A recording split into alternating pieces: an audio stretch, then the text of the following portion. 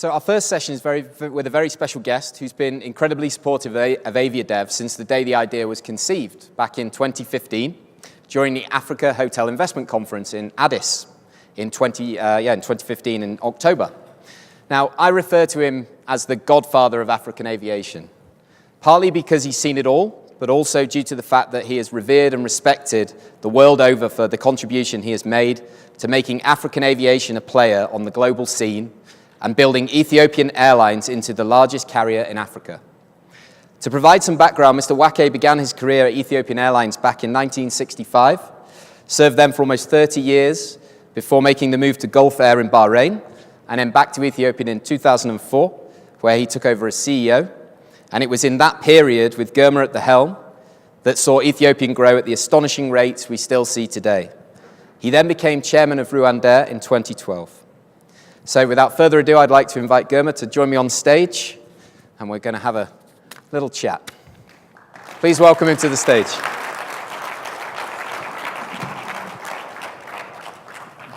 So, Girma, like being in the front room, this is fun. Let's start at the beginning. What was it that sparked your interest in aviation?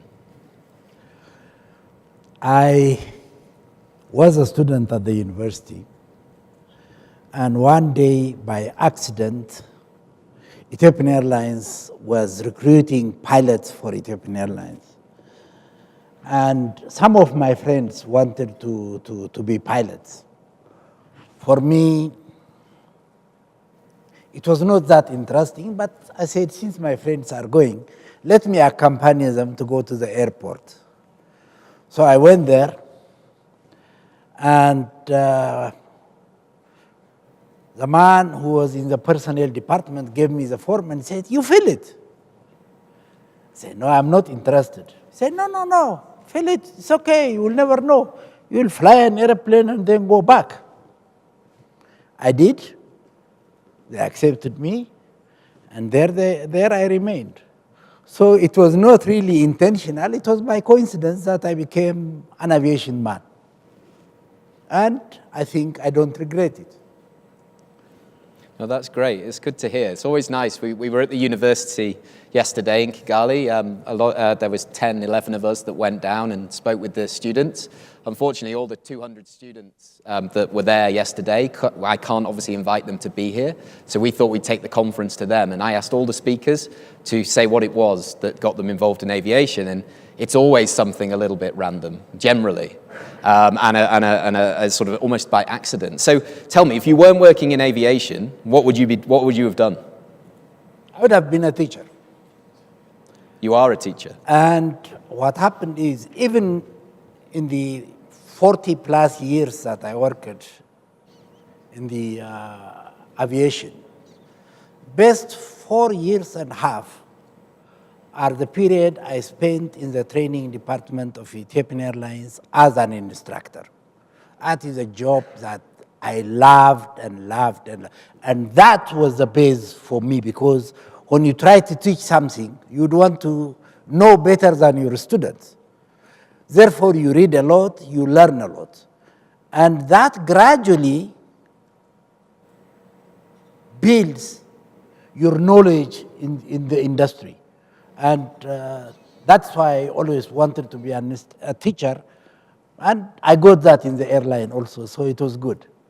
Okay, so in the audience, put your hands up if you think you've learned something during your career from Ato Girma. See? Look, it's lots, you know? And that's probably on a very personal basis. And like I say, the support that you showed me when I was starting this up as a concept is fantastic. And you've been to both AviaDevs and obviously taking part today, which is great.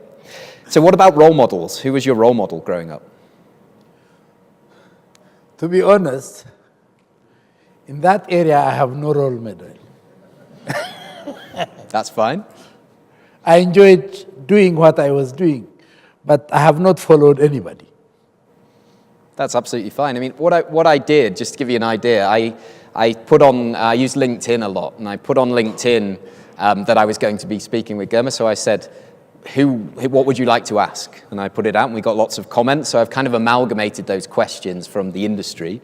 I wanted it to be personal, but also we obviously want to share some insight into the industry as well. So let's go back to your career now. So you've always worked for state-owned carriers, correct? Not really.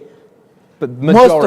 Most of the time, I worked for state-owned airlines, Ethiopian Airlines, Gulf Air.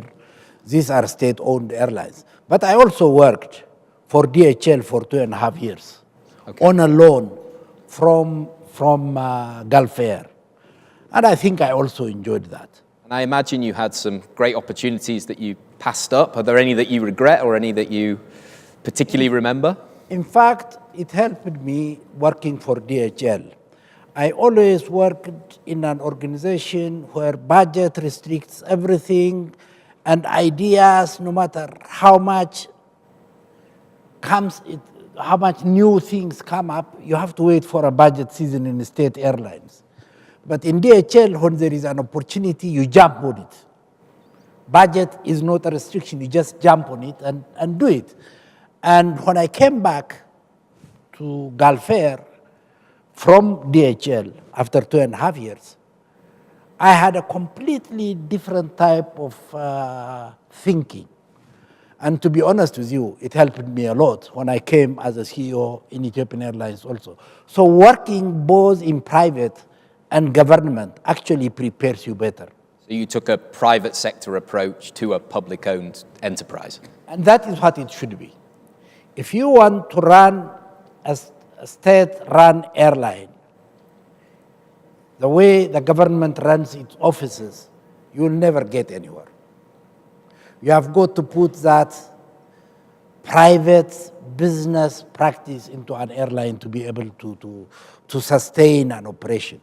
So it is a good idea to have a mix of both. If you don't have anything of a state airline and you come to run a state airline, you will have a problem because you will not be able to push the bureaucracy.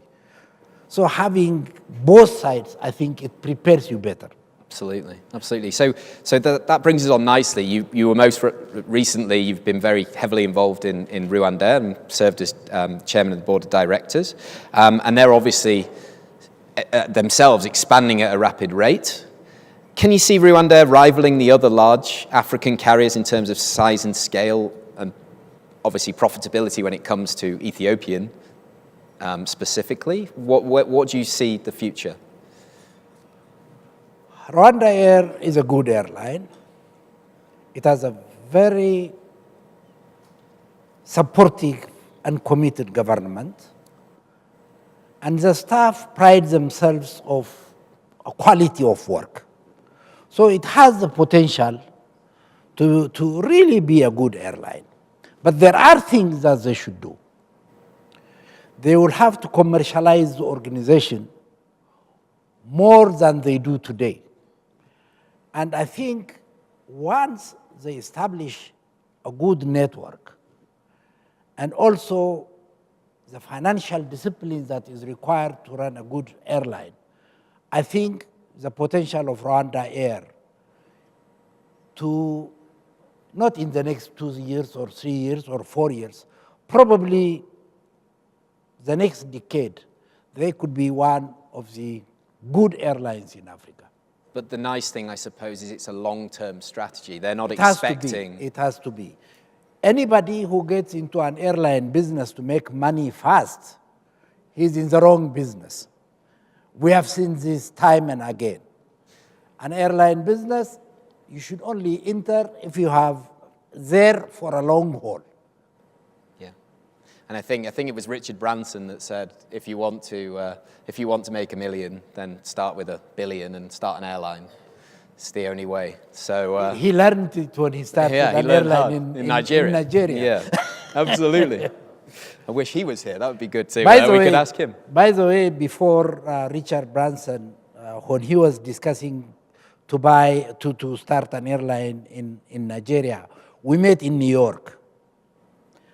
And he told me, Girma, you know, I am starting an airline in Nigeria. I said, are you sure? He said, yes. I said, good luck. He said, why? I don't think you have done your homework properly. He said, what? I fly to Nigeria, I make more money as Virgin Atlantic in Nigeria. I know how to run Nigeria. I said, yes, you are operating there few flights a week, but you are going there as a businessman who makes some money and goes out. But when you become a base carrier, it's a different story. He said, no, I know how to treat it. I said, good luck. After 2 years, he called me one day and said, Sir Branson wants to talk to you. I said, Girma, you know, I want to sell Virgin Nigeria. Since you are an African and you understand Africa better, why don't you buy it? I'll sell it to you for $1. Okay, now you learn. That's a great story. Fantastic. So let's talk about Ethiopian. Obviously, you spent a lot of time there at the helm, and as I said, you know, it experienced the growth, and RwandAir, your successor, has taken that obviously to the next level, and it's the standard bearer for African aviation. But it's really starting to develop now into a powerhouse airline. And it's been very clever strategically partnering and investing in other airlines across the continent, like Askai in Lome in Togo.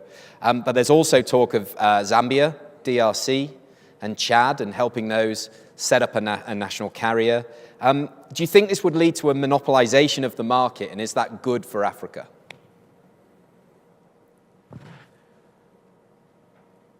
Africa is a very vast continent. It has 1.2 billion people. If Ethiopian Airlines opens and partners with carriers in Africa, at most it will be with 4 or 5 airlines. And these 4 or 5 airlines that may partner with Ethiopian Airlines will have the benefit of the training facilities of Ethiopian Airlines, management support of Ethiopian Airlines, the know-how, the marketing ideas, and more than everything else, the maintenance facility of Ethiopian Airlines. Most carriers in Africa don't have their own facility. So partnering with an airline that has these facilities will improve the total standard of African aviation. So the idea is good.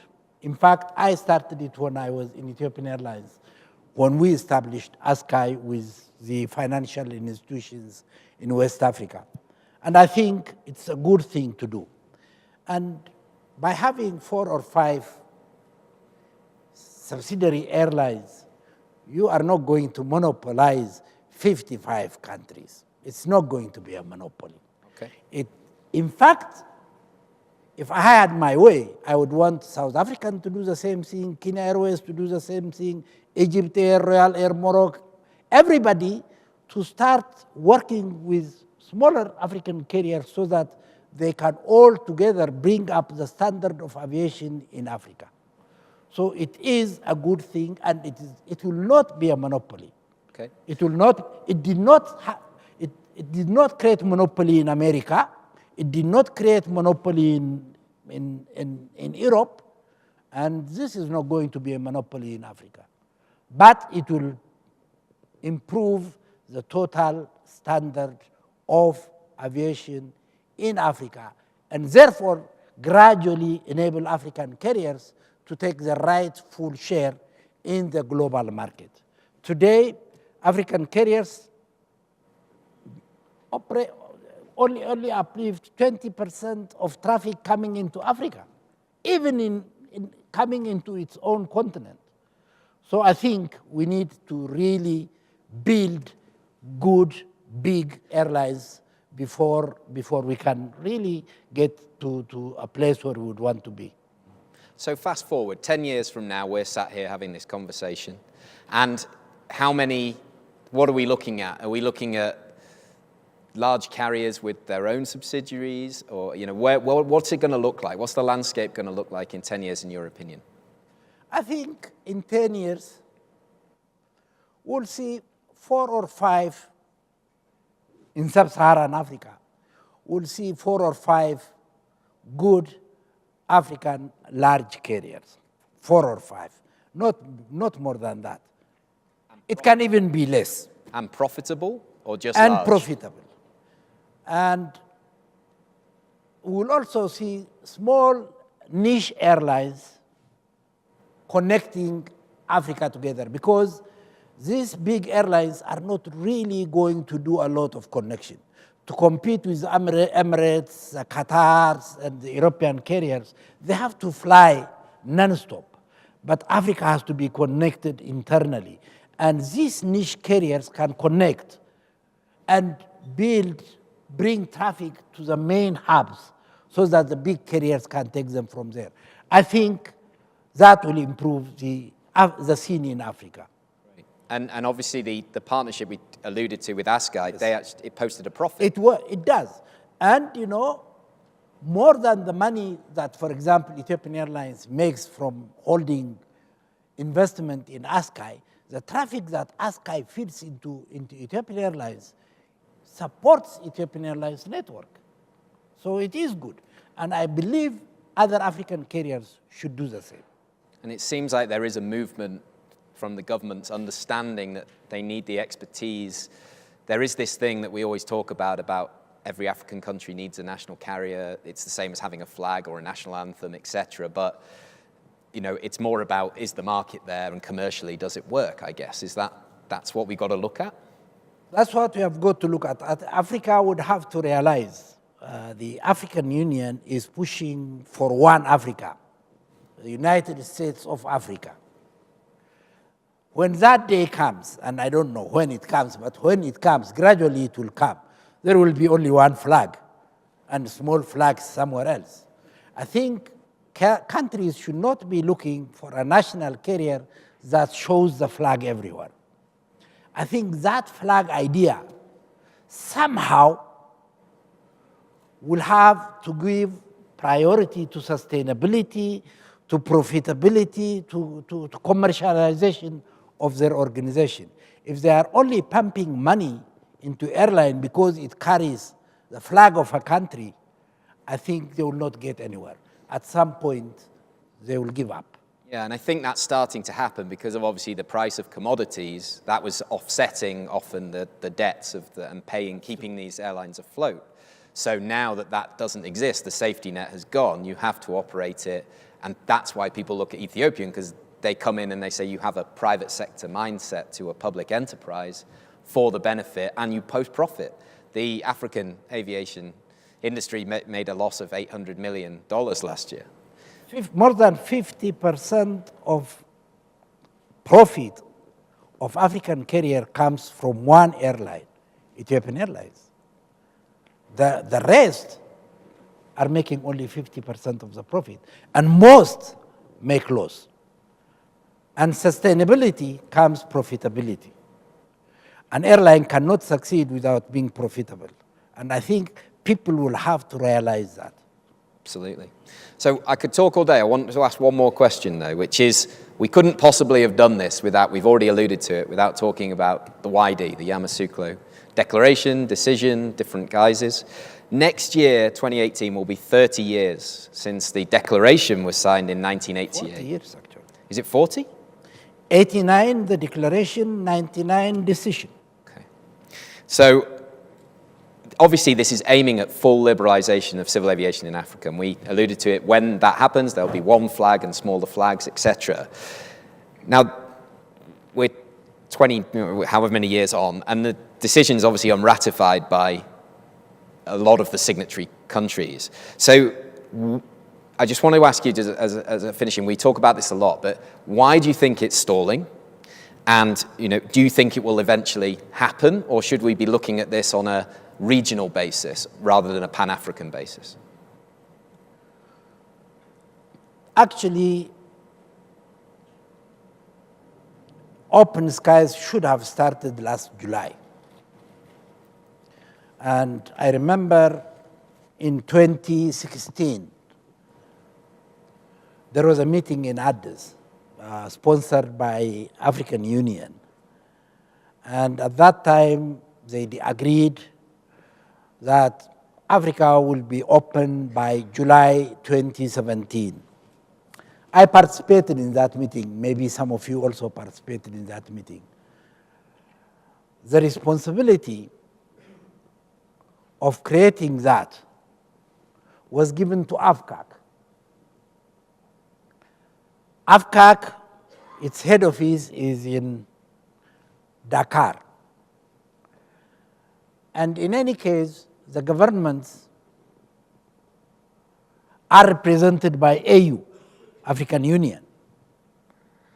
So AFCAC sitting in Dakar, AU sitting in Addis, they were to correspond, and by January 2017, when the African Union heads of states meet, they were going to ratify that. I suggested in that, and the Ministry of Transport of Rwanda suggested to the governments, say, look, this thing has been delayed for too long. We need somebody in the African Union to really coordinate this, and directly reporting to Madam Zuma. Almost everybody agreed.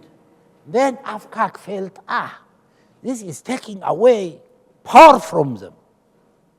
So they said, why do you create two organizations? AFCAC is there, we will do it. I said, AFCAC, you are sitting in Dakar. You send your documents to AU. AU is more bureaucratic than individual governments. Your paper will sit on tray 13 and you will never be able to see it. Therefore, you better have a coordinator there.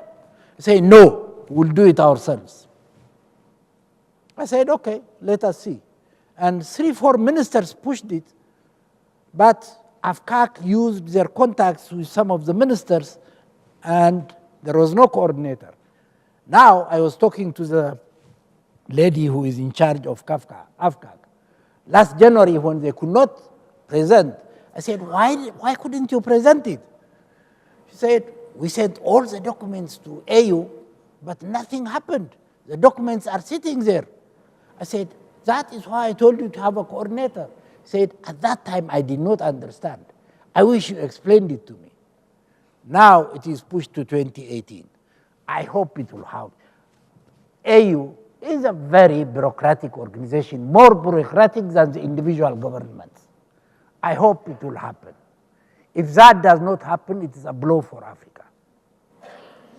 And I believe when that happens, I think there will be a lot of change in Africa.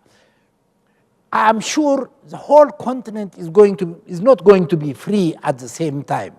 Regionally, in West Africa, there isn't much limit. It's good, but there are no airlines, unfortunately. In East, it's working, but there is this stupid rivalry between airlines. In the South, it's working better. But gradually, I think, if we do what the Southern African region did in all the regions, gradually it will happen. Whether governments declare or certify Yamoussoukro or not, gradually it is going to happen. And I think that is obviously for us to come together without that as a backdrop, without the problem, the issues of bilaterals and the visa restrictions, which we haven't even got into today, and be able to have free conversations like you can at these kind of events around the world, makes them more valuable. And more African countries are opening up. Rwanda started it, Ghana followed. There are many African countries that are now opening opening back to other African countries to come freely to their country and get visa on arrival. It takes leadership, but it will happen. We, as the industry, have to educate. We are the people. There are lots of representatives here. I think 11 countries are represented at Civil Aviation Authority level, and we need to go back and action this change and say, if this happens and we have this liberal environment, it's going to develop, it's going to help with the route development side of things. I'm sure it will. So the final thing I wanted to ask you was, what's the most important lesson you learned during your working life, just shortly? You mean as a CEO or as an aviation person? The thing you've carried through the whole... There is one thing in aviation. Nothing works without good, qualified staff. You can buy all the airplanes you want. You can bring in as many IT facilities as you would want. If you don't have dedicated people, if you don't have people who believe in the mission and people who are committed to an organization's growth, nothing will work. So I think putting more emphasis on building capacity in aviation and trusting people to produce what they are supposed to produce and helping them attain that, I think is the most important lesson for me. And I think it helps a lot. Fantastic. Well, thank you so much for spending the time with us. Just before we go, I do have one thing that I would like to present to you.